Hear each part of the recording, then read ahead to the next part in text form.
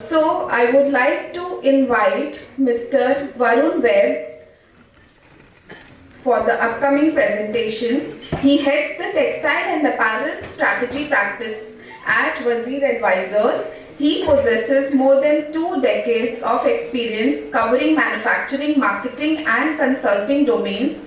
As a strategy consultant, he has led diversified projects for private companies, government bodies as well as development agencies in Asia and Africa. He has worked extensively for international development agencies such as ITC Geneva, IFC, FCDO, UK, Gatsby Trust and GFEM, etc. Thank you so much. So I'll be talking about how the apparel sourcing global has been in the past, what is the present and how it is going to shape in the future. So not a very long presentation, I'll be trying to keep it brief so that we can maintain the time limit as well. So what I'm going to cover are basically 3 points. What are the various factors which have happened to influence the sourcing decisions? Which are the emerging supply bases from a geographical perspective, and what is India's standing, and what is the future of apparel sourcing going to be. So this presentation is the crux of our research work, connecting with some of the buyers, international large buyers, some buying agency, and of course inputs from through OGTC members. Various buyers have given us feedback, and we have tried to create an entire picture how things have been in the past, how it is moving today, what we can expect. So we look at the apparel sourcing decisions, so just trying to bucket them in 3 categories. So what has been the traditional requirements? So if we talk about the traditional requirements to the early 2000s, we can say it was purely a transactional relationship where the cost, the quality and the lead times were of the premium, I would say, paramount importance. So the buyer was looking for cost, quality, lead time, and anybody who could meet that was a kind of a transactional partnership. Now mind you, these requirements are there always, today also, in future also. What has happened is that all the buying requirements have kept on adding on. The second layer was, at the turn of this century, when buyers started asking for value-added services, maybe product design input, vendor-based management, vendor managed inventories. They also asked suppliers if they could integrate themselves so that they could have a easier supply sourcing decision to make, and then also they were looking to consolidate supply base. In last few years, let's say it got accelerated after COVID also, let's say in last few years, there is a new wave of additional requirements which have become the focus from a buyer's perspective. So they are sustainable and ethical practice. Of course, it was already there. It was not that buyers were saying, okay, even if you are deploying child labor, I'll keep on buying from you. But the importance of sustainability and ethical sourcing has become multidimensional these days, and it is going to continue in future. The second important thing which has come into picture is the geographical risks and diverse locations. Now there are 2 aspects. One is the geographical risk. If we talk from sourcing from China is a geographical risk because of US trade wars, etc. And then people are also willing not to keep all eggs in one basket and keep on growing in one geography, let's say Vietnam or Bangladesh also. So there is a diversity in terms of geography which buyers are looking into. And then finally, category diversification with credible vendors. So buyers these days are looking for credible vendors with whom they have a very good relationship, meeting all the basic requirements. So they are the ones who are going to be their partners for adjacent categories. For example, towels, if you are big in towels. So buyers, if they are looking for a new partner in, let's say, a sheeting, which is an adjacent category, so they will come to the credible partners of them and look, we are increasing our sourcing, we are looking for new buyers, we are looking for new supplier, can you do that for us? So those kind of credible partners, or let's say this is an additional dimension to the strategic partnership that the buyers are looking into. Now these requirements look a little bit overwhelming in terms of the sheer number of investment, the sheer number of effort which is required, but the important point is that today's leaders in garment industry are complying with these requirements, and that's how they have been growing. So 2 case studies are there. We have talked about TAL, SQL, and so 2 different case studies. One is with Crystal International Group. So you look at the type of buyers they are working with: Uniqlo, M&S, Victoria's Secret, H&M, all these things. And they are a $2.5 billion garment manufacturing company, mind you, not a retail brand. We talked about Contour Brands. Contour Brands was doing $2.6 billion. They are supporting a retail worth of $8 to $10 billion from their manufacturing locations. Multi-country manufacturing, they are supplying garments from Vietnam, China, Cambodia, Bangladesh and Sri Lanka. The level of integration, if we talk about integration, so they have their own fabric mills in Vietnam and Bangladesh, and also they have long-term partnership with their supply chain partners to get an assured supply of quality and quantity for the raw materials. In terms of value-added services, they are deeply into product development, R&D, and also VMI. And sustainability initiatives, they aim to be net zero by 2050. Not many companies are saying that, but these are one of the largest companies, and still they are vying for a net zero by 2050. And of course, they have other targets as well. The other companies, Hanse, South Korea headquartered, and then they are working with Gap, Zara, Target, Walmart, all these things. Basically 3 categories: women's wear, kids wear, and athleisure wear. Turnover is $1.5 billion. They are one of the strategic partners to some of the buyers. So they are manufacturing not only in Asia, in Vietnam, Indonesia, Myanmar, but also in Central America, Guatemala, Nicaragua, and Haiti. So what is there is that because of the CAFTA, they can get a duty-free access to US market. So that is another origin that they are catering from. In terms of level of integration, again, almost similar: processing mill in some geographies and long-term supply chain partners in others. Then value-added services, an additional layer is their data-driven trend research and forecasting. So they're not only relying on what is order is coming, they are also doing their own data research of past orders, their buyers' orders, to understand what is happening in the market and not being disconnected with the consumer per se from the market. And then again, on sustainability initiative, they have also very stringent targets in terms of GHG reductions, water consumption reduction, power consumption reduction by 2029. So all in all, what we are saying is that how these sourcing decisions are changing, the factories which are able to comply with those changing requirements are the one who are gaining the market share, who are doing extremely good. Now this is at a company level. Now let us see at the geography level who have been the winners. So we did an analysis of how the exports of garments have changed from in a bracket of last 20 years, 10 years and 5 years. So not very surprising. So what has emerged is that definitely smaller Asian economies are the fastest growing ones. What has happened is that in last 20 years block, Bangladesh has been a clear-cut winner. Their exports have grown at a 14% year on year, from 4 billion to 51 billion today. The second was Vietnam, CAGR is almost like same 14%, followed by Cambodia, even single double-digit growth, similar to that one. India was fourth, half the growth, but then still it is a kind of a good performance from 5 to 16 billion. We move to the winners in last 10 years. Cambodia becomes a little bit higher than Bangladesh because Bangladesh, the base value became a little bit higher, so that kind of growth might not be sustainable. Then came Bangladesh against double-digit 10%. Even Pakistan, for that matter, in last 10 years have doubled its exports, 4 to 10 billion, more than 2.5 times. Vietnam 9%, India slightly down to 5th category, 3% CAGR. In last 5 years, if we look at it, India is nowhere in the top 5 categories. So we have Pakistan, we have Cambodia, Bangladesh, Vietnam, Turkey. Of course, there are. I think maybe you'll be able to notice that these countries have duty-free access, so we will come to that. But that's the point that in last 5 years, India has actually come down while the other Asian economies have been able to increase their share in the global market. So what happened to India? So this is something of a very important, and that is what we ask the buyers also. So despite inherent strengths, whatever raw material base we have, the design strength, the deep raw material value chain, etc., in last 5 years, if we can see, actually our exports dipped from $17.3 billion to $16.7 billion. And the way the current export numbers are showing, maybe we will be still lower this year. So what are the buyer concerns? So if we go in terms of, the kind of intensity of importance of these concerns. So first and foremost, what we hear from every single buyer is the delivery reliability.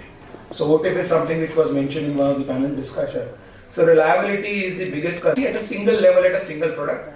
So again, this might not be relevant for some of the companies which are into a very niche segment, doing some niche product, high value product. But if somebody, a larger buyer coming from US, we talk about larger buyer placement. So sadly, we do not have those kind of capacity to cater to these orders. And we can cater to smaller niche orders. We can continue to do that. But then we can only target to compete with Turkey. If we are targeting to increase our exports to the level of $100 billion, $50 billion, whatever it is, so those mass product categories the orders have to also be placed in India, for which the kind of capacities which are required at whether garment stage or even the fabric stage are non-existent.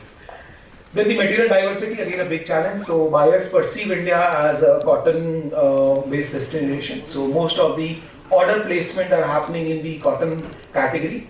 For the nylons, of the polyesters or spandex, etc., the products they are looking for different origins, not India.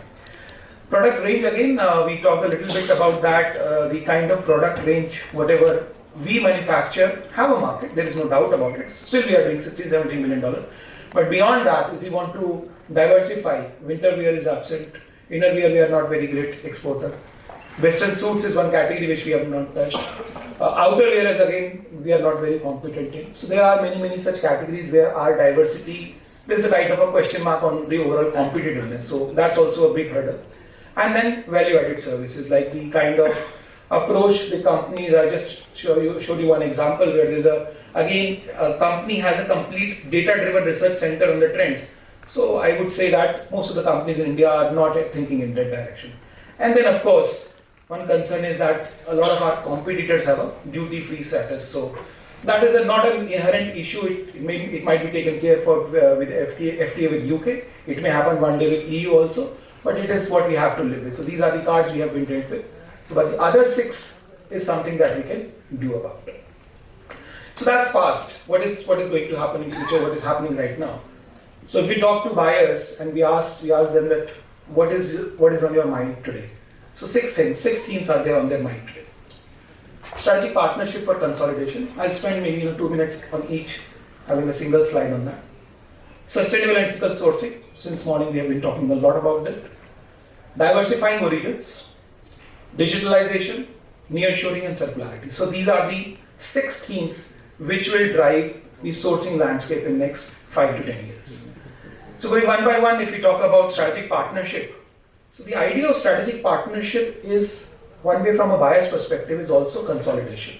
They don't want to have a lot of touch points to get their merchandise mixed from. So they are asking their same set of good suppliers to move into different origins, to move into different categories, so that for them working with fewer suppliers is all around and they can do it efficiently. So if you look at, this is the evidence, nobody can deny this. So the evidence is there. If you look at the supplier base of Inditex, we can see a complete clear downward trend. Sourcing footprint of Contour brand, a very sharp decline. Levi's from 559 to 504 within 1 year. And Levi had a kind of a strategy that they will not source more than 20% from a single geography. They added 5% to it in 1 year in 2022. So they went up to 25%. Can they go up to 50%? Who knows? Look at the figures of Guess. When we got this data, I thought that maybe their revenue has declined. So that has not happened. They have drastically cut down on their number of vendors. So that is going to be the truth for future also, that this number will keep on declining. There will be a very concentrated set of players. Maybe the model will come that what somebody was mentioning in the morning, that there are manufacturers and then there are exporters. So similar way, the brands will only be collaborating with the exporters and there might be manufacturers down the line. But that's how the landscape is going to shape up. Sustainable and ethical sources, the already panel was very deep into that. I will not take too much of time here. Ethical practices, they are saying that please follow law of the land, please pay fair wages, have safe working conditions. So all these are basic things. Transparency and traceability, this is going to be a very important thing. The EU has already said that we would require every single product coming into EU in an eventual date to have a digital product passport. Digital product passport means you need to have a complete traceability of the value chain. So until and unless you start deploying that in the factories today, you can't comply with that 5 years down the line. This is what the leaders of the current matrix, if we talk about handsays or the word or tag group. So these are the things that are keeping them busy, not the basics, the cost, the quality and the lead times. And commitment to environment, nobody can bypass this requirements, whether it is reducing the consumption of utilities, reducing wastages, recycling inputs, or minimizing carbon footprints. So these are the other requirements. Buyers are actively diversifying out of existing supply locations, read China. So if you look at what has happened last 10-20 years is that the share of China has gone down from the global trade. Please pay attention that this exports have increased, there is no doubt about it. China's apparel export has still increased from 148 to 169 in 10 years, there is no doubt about it. But the global trade grew at a faster rate, leading to a sheer decline of almost 5 percentage points. And who has been the winner? These are the two geographies, Bangladesh and Vietnam mostly. A lot of Chinese investment has gone into these countries from where they are supplying. So China as an origin might have lost the business, but it is still the Chinese companies who are catering to the world geography, to the buyers. So why people are moving, why buyers are moving out of this China, I would say, or any country for that matter, is the rising manufacturing costs. There might be new emerging locations where the cost of manufacturing might be lower. Ethiopia emerged as one of the locations earlier. Then tariff and trade concerns, there has been a lot of tussle between US and China on the Xinjiang cotton aspect also. So those are the things that has kept them busy, and geopolitical concerns again, it's kind of related, and geographic diversity also. So it's not that people would like to have, if H&M is buying $2.5 billion today from Bangladesh, can they do 4 billion, 6 billion, 8 billion? There's no end to the number of volume that we can talk about, but that's not going to actually happen. They would look for alternate bases to ensure that they're not dependent on any one supplier or any one geography as of somehow. Another theme which is important for buyers is that their efficiency will be enhanced only through digitalization. So the digital ecosystem which is being built as of now in many of these countries is going to change the entire sourcing, the way the process of sourcing is happening. So for example, there is already advent of blockchains for transparency and authentication. There's AI-based demand forecasting which is happening, advanced analytics of demand trends, sourcing analytics to assess supplier performance, business and supplier collaboration portals are there, analytical order and inventory management, and compliance monitoring. So all these are getting done in a way automatically through a lot of technology, a lot of AI. So what happens is with the use of this technology or AI tools, the scalability of business or the checkpoints of business become quite a lot of automated. The need to have many people in place to manage that, or let's say the scope of human error is also eliminated. So these are the models that buyers are looking their vendors to get into, because they are building a digital ecosystem and they need somebody who can actually get into that, who can plug into their ecosystem and then play along. Another theme which people have been talking about, so buyers said that we are very much interested in nearshoring, so that means that if it is a US buyer, they would like to source from Central America. A good thing, of course it makes a lot of sense from a carbon footprint perspective or from the logistics perspective. So we asked them, many buyers, they are stated reports also everywhere, it's a political statement also. So right now, most of the large buyers do not have even 5%, 6% of the nearshoring business. Their aim is to increase it to maybe to 15%, somebody saying 12%, 20%. But the point is that cost competitiveness is a very big concern. So we did a small exercise last year for World Bank. So they are kind of funding some of the infrastructure development on the textile side in that region, Central America. So we did that for we have just showed the cost of index here. For example, if we talk about yarn dyed cotton full sleeves men's shirt, so if China is supplying at an index of 100, if it is coming from Honduras or any Central American country, the cost is 122. If it comes from Bangladesh, it is 94, and similar for another example we have given for a cotton spandex men's trouser. So the cost differential is too high, but that does not mean that nearshoring will not increase, but it will increase for only select products. So how we see is that there are 3 product categories and 1 product theme which could increase the nearshoring. It could be for the knitwear, it could be for the denims, or it could be for the workwear. So these products have not a very fine kind of a yarn requirement, so that a lot of open ends which are very much automated, kind of a textile manufacturing can happen over there. And the theme would be replenishment. So what you do is you have an assortment of the core product maybe coming from Vietnam or Bangladesh or India for that matter, and the smaller replenishments which can be taken advantage from closer to the market can come from the Central America. And the final theme is the e-commerce models which we are talking about, the rentals, the resale, the recycle. So buyers would like to partner with, buyers would like to have vendors who can help them enter into this value chain and who can help them get into this business. So what they require is a vendor who can use recycling and sustainable materials. Maybe from a garment perspective it is not that critical. From a garment sewing perspective it may not be very different to use a recycled material, but from a textile value chain development perspective it is very important. Second is recycling and upcycling capability. A lot of startups we talked earlier, there are so many technologies which are coming up. So the companies which are early adopters, or let's say they can commercialize those kind of technologies, would be the partner of choice for these buyers. And finally, support in end-of-life solutions, something that we talked about from the Infinitex. So there is something called EPR, the Extended Producer Responsibility in France. It has been mandated that buyers cannot just say that now I've sold this t-shirt or shirt or whatever it is and then I'll not get into that. So France legislation mandates the buyer, am I overshooting? Sorry. So the France legislation says that whoever the brand is, they will have to ensure that the garment that they have sold maybe 1 year ago or 2 years ago has to brought into the circular economy. So this is what is extended producer responsibility. So if a vendor can help a brand to take care of end of life solution, so that will also be a very important aspect to keep in mind. So a lot of things, what is to be done. So whatever I've said so is buyer's requirements, buyer requirement and buyer requirement. So this is nothing but a buyer dominated world. We have to supply what buyers need, and it cannot work the other way around, that we will manufacture and they will have to buy. So it has to be a one way kind of a traffic flow. So what is the roadmap for excellence in a buyer dominated world? So first and foremost are the three fundamental requirements. What are the fundamental requirements? It's a no-brainer: manufacturing excellence. No buyer is going to pay for your factory inefficiency.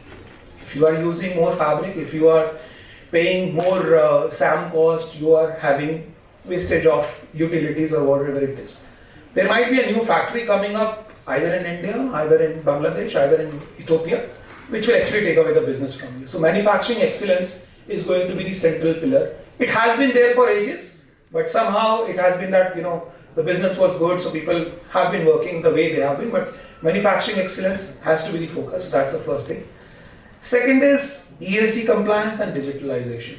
So when we were making this slide, so we debated a lot about including digitalization as a fundamental requirement, but then I'm so happy in the morning, Shiva from Gokul Das, he said that without digitalization nothing can happen. So it is not the buyer, it is the factories which are saying that we cannot scale up. We cannot scale up to the efficiency, to the speed that we look without digitalization. So ESG, not only from a legislative perspective, it is important from a social perspective also.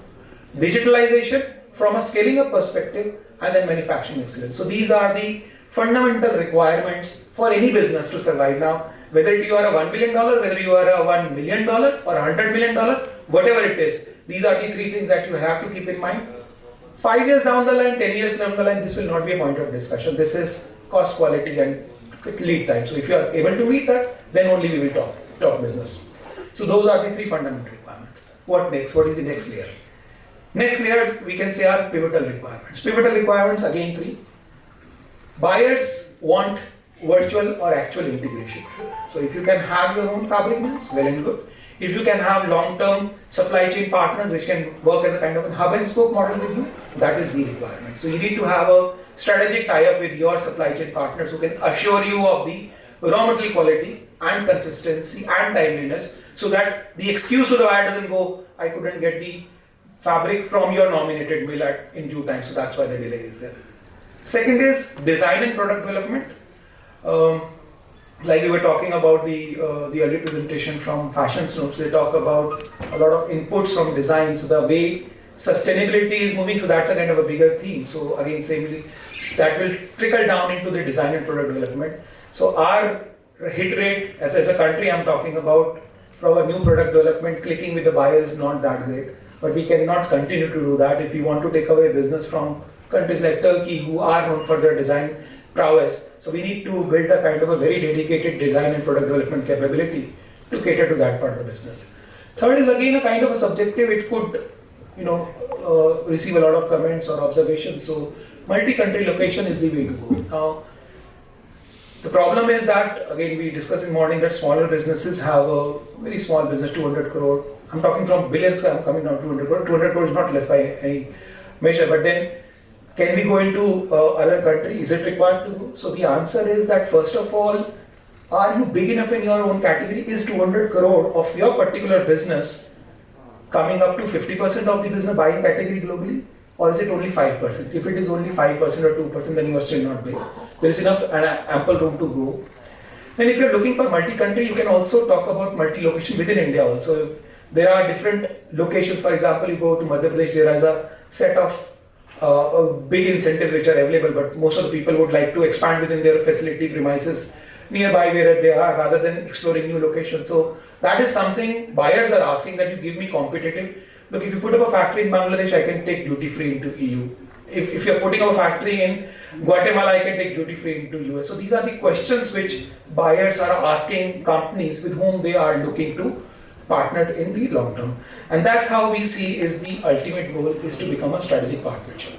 Whether a small business, whether large business, the way to work on a consistent basis, on a profitable basis, in next 5 to 10 years can only be the strategic partnership aimed with the buyer. And that's how it is going to spread out. You meet the basic requirements, fundamental requirements. This might itself take 2 to 3 years. You develop the pivotable requirements, which are kind of additional capabilities. Again, it may take 5 years, and then you can reach to the level when buyers can start thinking of evaluating you as a strategic partner. This partnership, if we talk about large brands like Gap, etc., so they generally have a kind of a timeline of 10 years to actually start evaluating even a company, that whether it is worth it or not for me to strategically tie up with them. So it's a long road, but definitely everything starts with the first step. So that's what all the decisions have to be kept in mind. Whatever decision you are making, these things have to be kept in mind if you want to have a strategic partnership with buyers. Thank you so much. Extend our sincere thanks to you. I would now like to invite Mr. Animesh Saxena for presenting memento to Mr. Varun Vaid.